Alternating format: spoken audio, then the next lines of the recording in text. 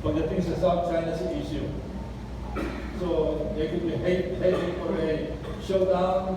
Meron Maritime Safety Administration sa Hainan, Paracel. Ito, statement of, now let's go to the statement of President Duterte on the South China Sea issue. Sabi niya rito, no? The State of the Nation address, he said this, with regard to the West Philippine Sea, otherwise known as the China Sea. Actually, this is not technically correct. It is not, the South China Sea is bigger. The West Philippine Sea is inside. I don't know kung sino nag-draft ng zona niya rito. We strongly affirm and respect the outcome of the case before the Permanent Court of Arbitration as an important contribution to the ongoing efforts to pursue the peaceful resolution and management of our dispute. So, maganda ito. Ina-affirm ang ruling ng Philippine Permanent Court of Arbitration with respect to the West Philippine Sea. And sinabi niya ng Foreign Minister Yasay, this was August 30, after the zona na ito. Sabi niya, Philippines says China must recognize South China Sea ruling. And that's very good, that's very encouraging.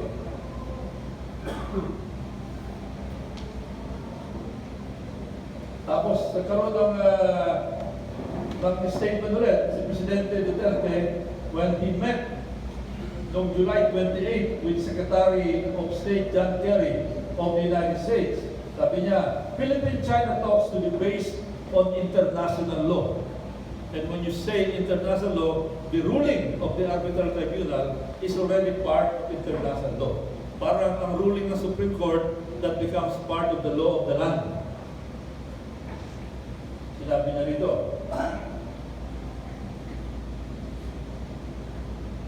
Hindi nag-prevail yung mga tao na gusto i-set aside yung ruling ng arbitral tribunal. Pero iba, parang i-set aside muna natin yan para walang gulo.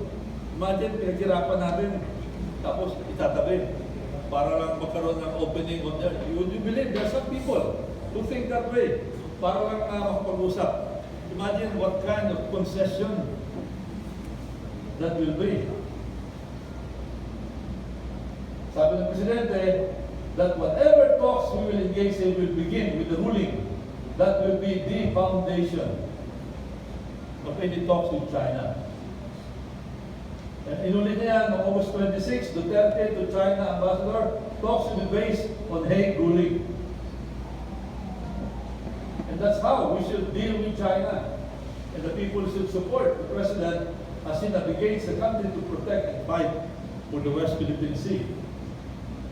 No bilateral talks with China over West Philippine Sea. Wala rin bilateral talks precisely because of that disagreement. Kasi sabi ng China, okay, bilateral talk, but you must recognize our sovereignty.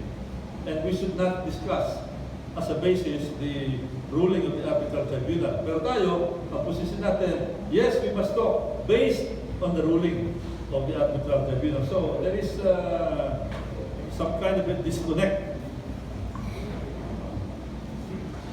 And I hope that, as I said, I welcome this and pray that this is a policy written on stone. No bilateral talks, not based on the ruling of the arbitral tribunal. And lately, merong dalawang red line. You know what the red line is?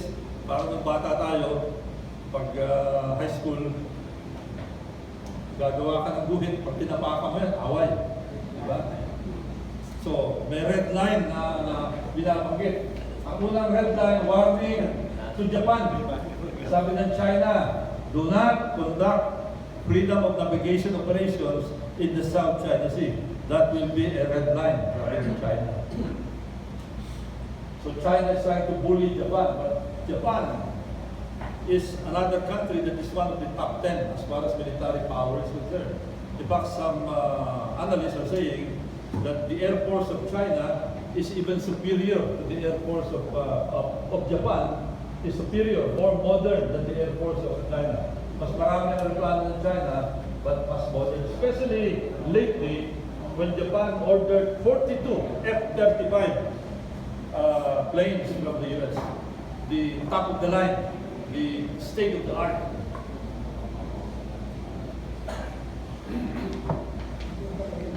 And of course, the other red line is Scarborough Shoal. If that is militarized, that will be another red line. And if you ask me, that should be a red line as far as we are concerned. But we are not the only ones interested. The U.S. is also interested that Scarborough Shoal not be militarized. Not because they love us, but because it will affect their own security. Yun din ang gusto ko emphasize. The U.S. is going to intervene. Kasi marami sabi, hindi paglalaban ng U.S. ang kapakanan ng Pilipinas. That may be true. But they're going to fight for their own interest. And militarizing Scarborough Shoal is going to tilt the balance of power in the South China Sea. And the South China Sea, siyempre ang big boss pa rin dyan, as far as the U.S. is concerned, is the U.S. Navy. They don't want to yield that. Pag pinayagan nila Scarborough Shoal, red line yan. Kaya isa rin yan sa mga bibigyan natin, no? Tapos nagreklamo si Defense Secretary Delvin Lorenzana that lately nakita nila may mga Coast Guard ships, may mga two-barge-looking vessels, troop ships near the shoal, doon sa Scarborough Shoal. So ang worry niya, baka magsisimulan sila ng construction. So nabigay din ng motion si Secretary Lorenzana dito. And then the other development, meron track to diplomacy. Pag sinabing track to diplomacy, it is the diplomacy not by the government, but by the private sector, some public, some private citizens who can talk, parang nagbaback channel, who can pave the way. If you remember yung the Cuban Missile Crisis, ang nakaano dyan, track to diplomacy. Those talking were not the State Department and their counterparts in the Soviet government, but private people talking on a back channel basis. So nagpadala tayo ng track to diplomacy. Ang isa na dyan, yung pagpunta ni dating Presidente FDR, and then of late, members of the Philippine Council for Foreign Relations, mga dating military officers, mga businessmen, who went to China to talk with some counterparts, to talk about this, to discuss the possible scenarios that can be done without committing both sides. Ito, retired ambassadors, military officials, businessmen, and academics that began track to diplomacy with Beijing, with their Chinese counterparts. So it is an effort of the Duterte administration to really break the ice para ma-break yung face off doon, yung stalemate doon. A stalemate that happened. And to me, this is welcome. Because ayaw din natin mangyari yung nangyari during the Aquino administration, that there were no diplomatic talks. The diplomatic channels were closed. And the only channel was the arbitral tribunal. Ang parating ginagamit na example dito is the example of Vietnam. You know, Vietnam, for centuries, has been in conflict with China. They've gone into war even before the Spaniards came to the Philippines. They've gone into war in 1979. In 1988, there was a naval skirmish in the Johnson South Reef area and this practice, and 3 Vietnamese ships were sunk. About 70 Vietnamese sailors were killed. Sa Paracels, ganun din, in the early 70s. But in spite of that, noong 2 years ago, there was an attempt on the part of China to deploy an oil rig inside the exclusive economic zone. It resulted in confrontation. Fishing vessels versus fishing vessels, Coast Guard ships. Nagkaroon ng riot sa Vietnam. In-attack yung mga Chinese installations doon. Everybody looking like Chinese were attacked by the Vietnamese. But in spite of that, they continue talking. They continue trade. Dapat ganun tayo. If you ask me, dapat ganun. Without yielding territory. So now the question is, the Philippine-US alliance in danger? I'm sure you can feel this, kasi yung, especially the last few days, mga signals. Ito, Wall Street Journal, that is their interpretation. Duterte signal shift in US-Philippine military alliance. Nakalagay dito, when he announced that he would like to get as suppliers equipment from China and Russia, which was unheard of before. Nakalagay sa Wall Street Journal.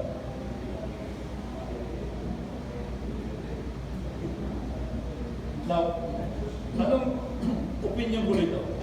Pagdating sa Russia, yes, because Russia has some territorial ambitions in the Philippines.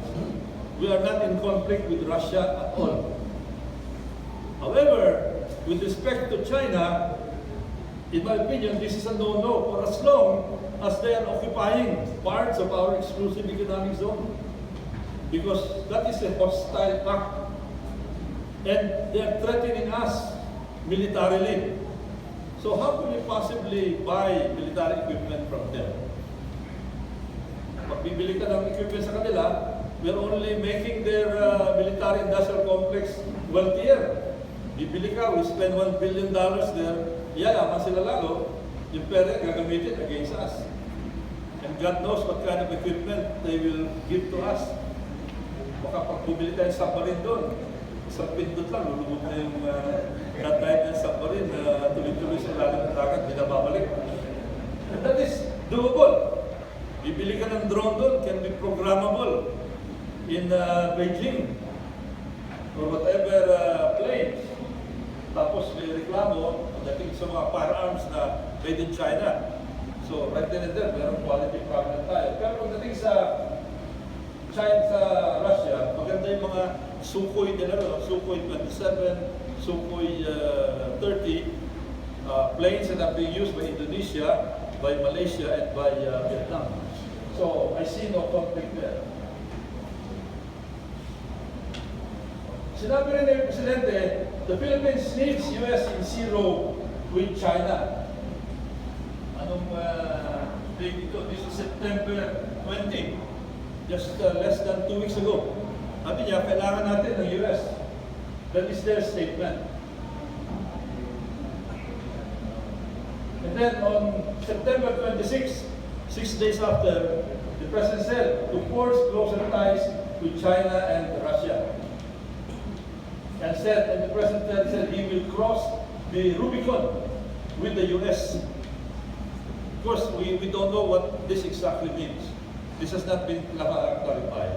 Kasi crossing the Rubicon, as we know from even high school history, means you are going to the point of no return. In history, Julius Caesar crossed the Rubicon when he crossed that river with his army, with his legions towards Rome, which was a no-no for a military commander. Kasi a military commander is not supposed to intervene in the domestic affairs of Rome. Pero that's what he did. He crossed the Rubicon, and the rest is history. So ano ibig sabihin dito? What does this mean? This has not been clarified. He told reporters he was at will, I'm quoting now, no? Breaking ties with the US, his country's long-term treaty ally, but will open all areas of trade and commerce to China and Russia. Trade and commerce, okay. Walang problema dyan. China and Russia. And it would not include military alliances, he said. He was quoted there. He said the two countries' companies will be able to lease land in the Philippines for up to 120 years. Now, I don't know exactly whether this is possible, no? I think meron konting problema rito. You have to amend certain laws and even probably amend the Constitution beyond 50 years. Ito, 120 years. So maybe this is part of the package that is thinking with respect to amending our Constitution. And then, September 28, 2 days after, he announced that the Philippine-US War Games will be the last. 2016 War Games will be the last. And of course, people were asking, what was going to happen? We still have a mutual defense treaty. And if you have a mutual defense treaty, there should be exercises between the treaty allies to make sure that that is an operable defense treaty. They're used to working together.